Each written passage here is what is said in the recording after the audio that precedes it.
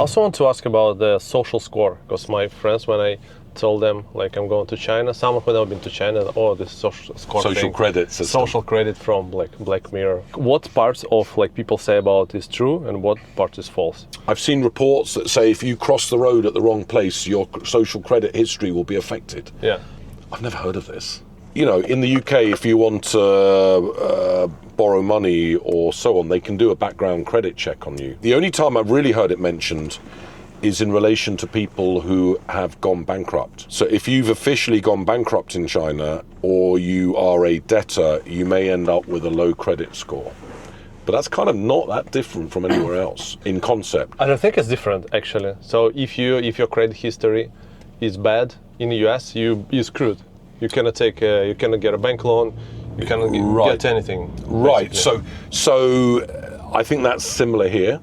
If you wanted a bank loan, they would check your credit history here, and that's what my understanding of how the social credit system, at least at this stage, works. I have read reports that it goes very deep into everything you do in life and watches everything you say and do, and I've not heard or seen anyone affected by that. No one talks about this. It's like your wife, for example. Yeah, she's never mentioned it. She's not aware. I've asked her. She's afraid to mention, or she's not afraid. She's never heard of it. But like in the US, the UK, and other countries, if you have a bad financial record, yes, you will have a low credit rating.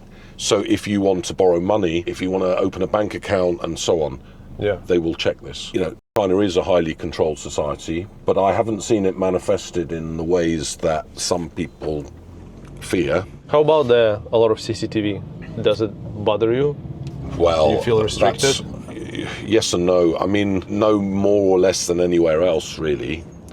I don't think per capita, I don't have the data, but I suspect CCTV coverage is pretty similar in many cities in the world. I know in the UK it is. In London it's actually, I think it's the highest concentration in the world. It's very high, yeah. For the city. Yeah, so in China, in Guangzhou, it's also high. That's the world we live in, and face recognition is another one, and it's something we just can't avoid. But I think, do I like it? No. I think this one actually, in China or everywhere in the world, it knows about you a lot. So that's your CCTV. Yeah, your phone is. Yeah.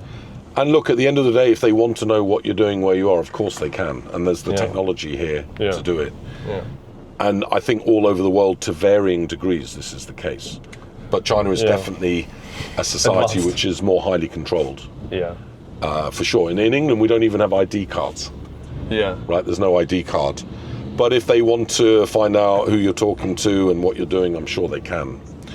That's how the police often solve crimes, right? What I do find is, because of this, and this is a huge topic which is much bigger than this interview, but because of this, there's less, I think, division in terms of politics. It's not like in, the UK, US, etc. Things often feel very divided, and this is always a dominant thing. Yeah.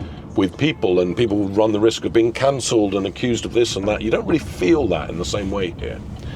It's not saying people don't have opinions, but society doesn't feel divided in that same way. It's fairly harmonious, it feels. The WeChat communication is not full of toxic communication, cancelling somebody or this or that. I quite like that. It's quite peaceful. Doesn't mean I like censorship, but it's all interrelated. And it's like anything in life, you lose something and you might gain something as well.